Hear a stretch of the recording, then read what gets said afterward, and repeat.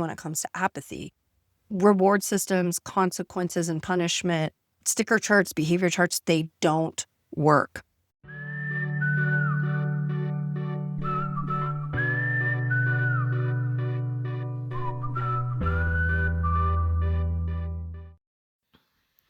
Hey friends, welcome back to Chitty Chats with Stacy. I'm really glad you're here.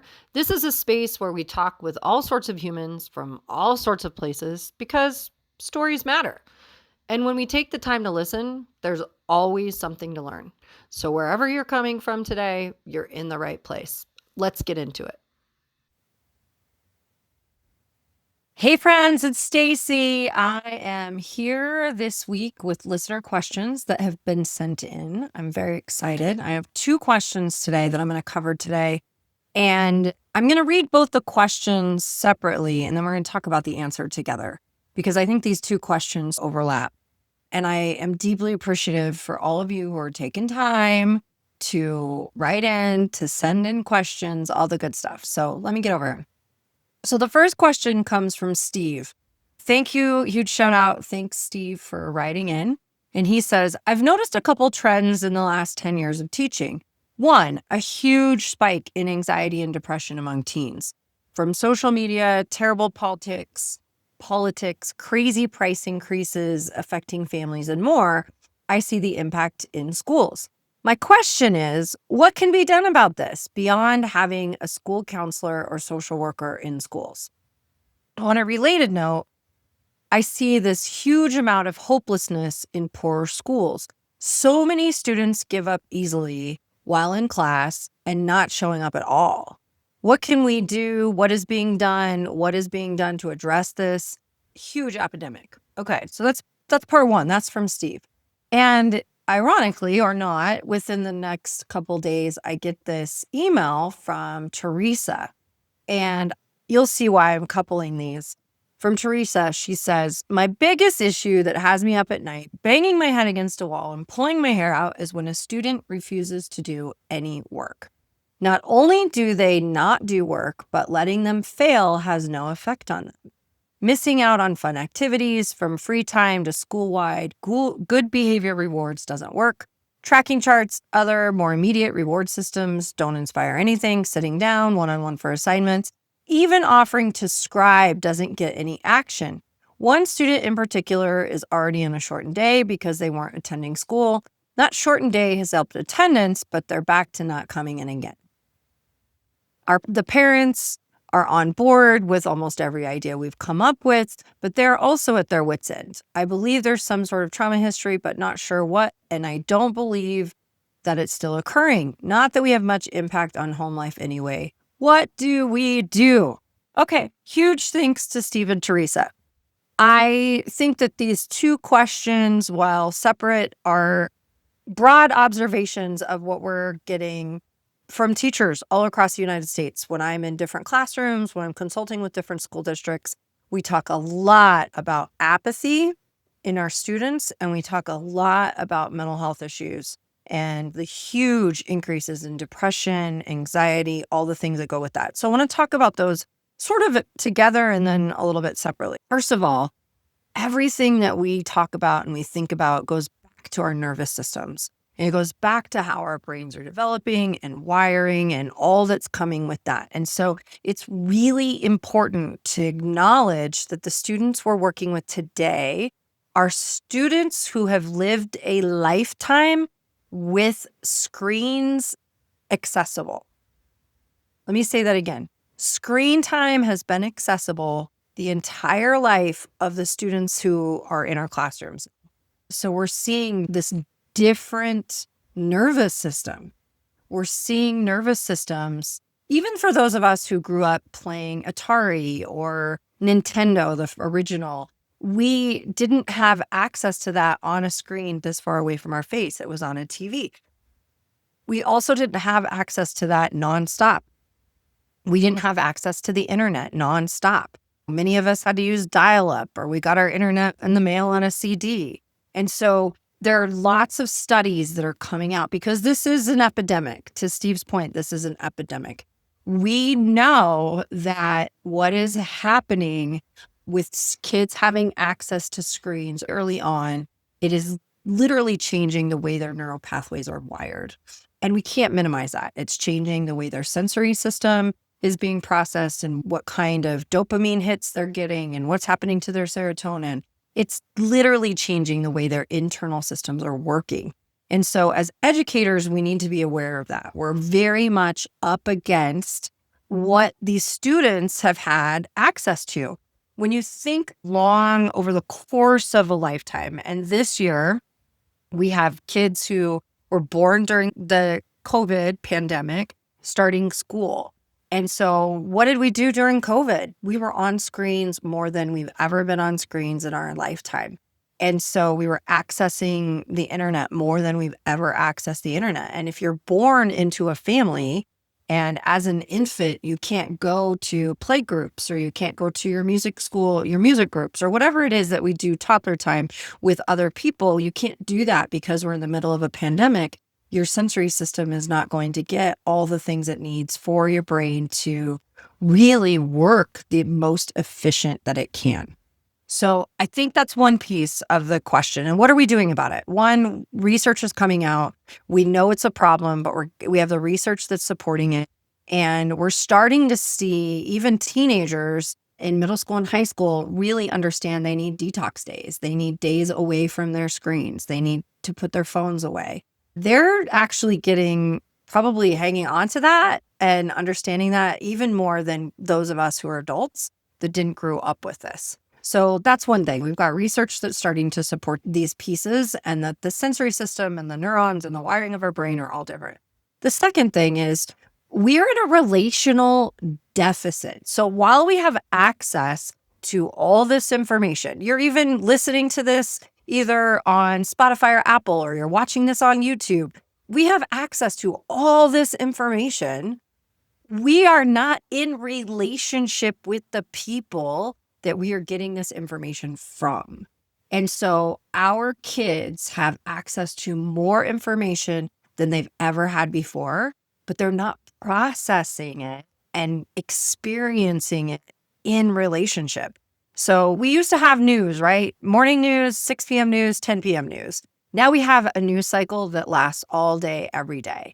And kids, adults, humans are just processing. We've got all this input and there's no relational output. I remember watching the Challenger explode in my classroom with my classmates. I remember that very significantly. It was a huge event. It was a traumatic event in our nation. We witnessed it all together. I'm recording this a couple days after the Artemis 2 landed.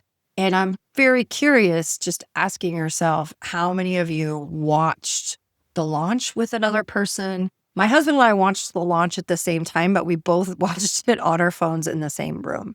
We talked about it, and then we've had 10 days, and I haven't had another conversation with anybody about it, but I've read a lot about it on social media. And I say all of that, like I'm one person. I don't think my experience is that different than most of you who are listening to this or watching this.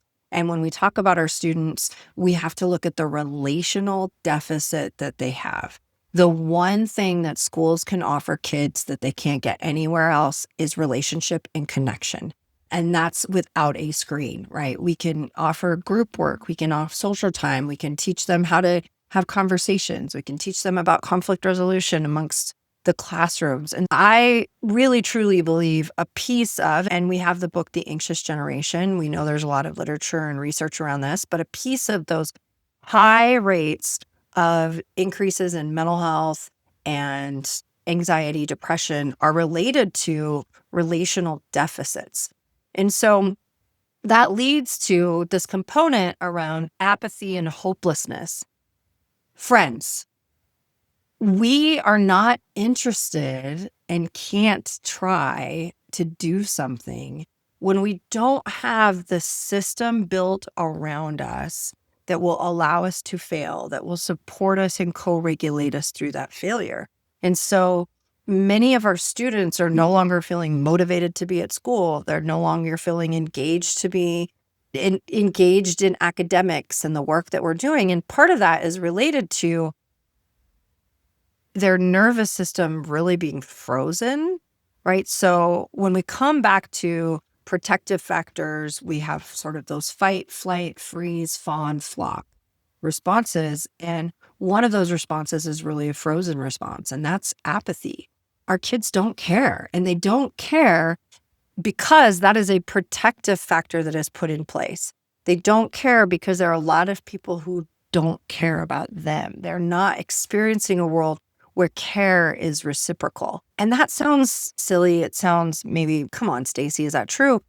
Spend time with the students who are full of apathy. Get really curious about where they're getting relational input in their life. Most of them do not have a lot of relational input. To Teresa's point, and I've said this for decades, for a long time since I've been doing this work, you could not even consequence somebody by punish them by taking away their birthday or throwing the book at them to change behavior, especially when it comes to apathy. Reward systems, consequences, and punishment, sticker charts, behavior charts, they don't work. They don't work with students whose brains do not have buy-in to what is happening. I just did a session with a bunch of educators a couple weeks ago, and I said, how many of you have had a speeding ticket? I've raised my hand. I've had several speeding tickets, friends. I have a great car. I love to go fast. And guess what? I've had more than one speeding ticket. I've had a very expensive speeding ticket that raised my insurance rates, and they still speed. That is because the punishment of speeding has not changed my behavior. Students are the same way. The punishment of making them do more homework, keeping them in from recess, detention, ISS, OSS, it doesn't change behavior. What changes behavior is relationship and connection. How come most of us show up for work? We show up for work because we want money, but we also show up for work because maybe we really love our job. We love seeing kids. We love working with our colleagues. We love working with the people in our life. It's about relationships that we have met. How many of you have stayed in a toxic work environment, not because of the work you're doing, but because you know you're in the suck with other people you really enjoy? It's about relationship. So if we know that we have a generation of students who have this relational apathy and we are relational deficit, and they have this apathy towards feeling motivated to come to school, to get work, to complete assignments, we have to bridge that gap. We have to start focusing on relationships in schools, and not just relationships between adults and students, but relationships between students and students. How are the students engaging with each other? How are they working together? How are they brainstorming? How are they creating? How are they coming together and figuring out problems and problem solving and decision making and critical thinking as a group? And so the more we start to focus on relationship, the more we see our students move out of that frozen space and into a space where they feel safe. And when you start to feel safe, you're willing to try things, and you're willing to fail at things, and you're willing to do things that look a bit different. This is complex, and I actually don't think that this is going to get easier before it gets better. I think it's going to get harder for a lot longer. We know, right? We know that our students have access to the content we're teaching through the internet, through AI. They can upload a question, they can upload content information and seek the answers from the internet. So we have to really focus on what do they not get from the internet, from AI. What is the content that they're not going to? We have to focus on relationship. And we ourselves have to focus on relationship. We have to seek relationship. We have to be in relationship. That can look a lot of different ways. It can happen through schools.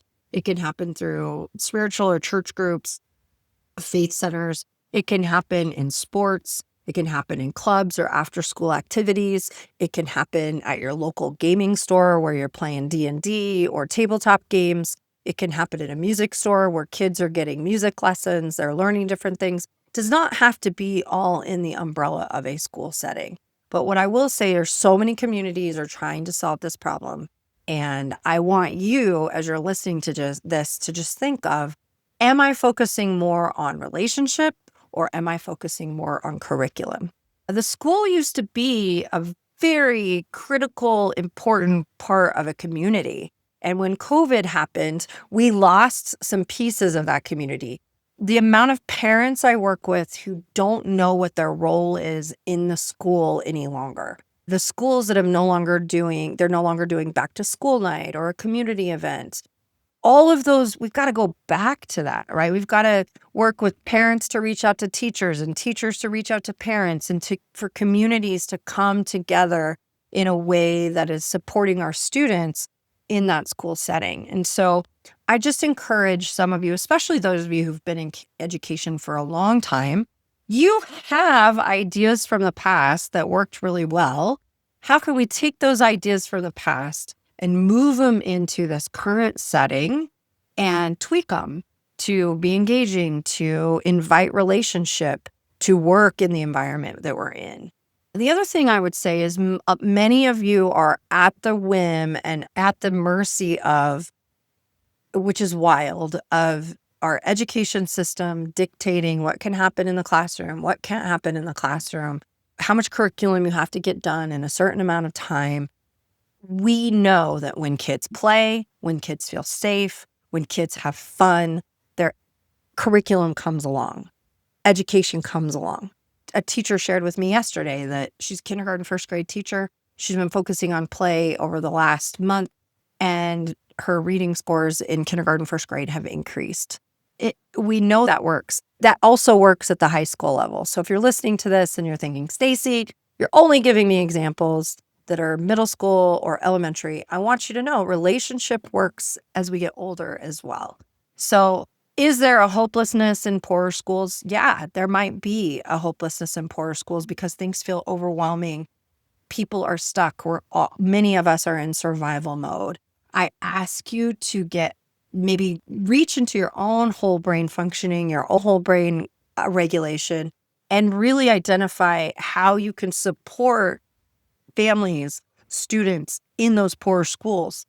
It might be something as simple as providing one meal a month, working with your community to see if you can provide one meal a month at the school where parents and families don't have to cook one night a month, or you do that once a quarter, and then you bring people together in that location. There's a lot of ideas, my friends, but I want you to really think of how do we get people out of survival mode? How do we get them in the safety of their body? And from those two places, we land on better mental health. We land on more engagement in the school setting. This is a very complex problem. There is no easy answer. There's not like you're missing something. That's not how this is. When you have those students who are very much struggling to engage, we have to ask, are they safe at school? Who do they feel the most safe with? Are they safe to fail at their schoolwork? Because many students don't feel safe enough to fail. And so we have to build and scaffold those components.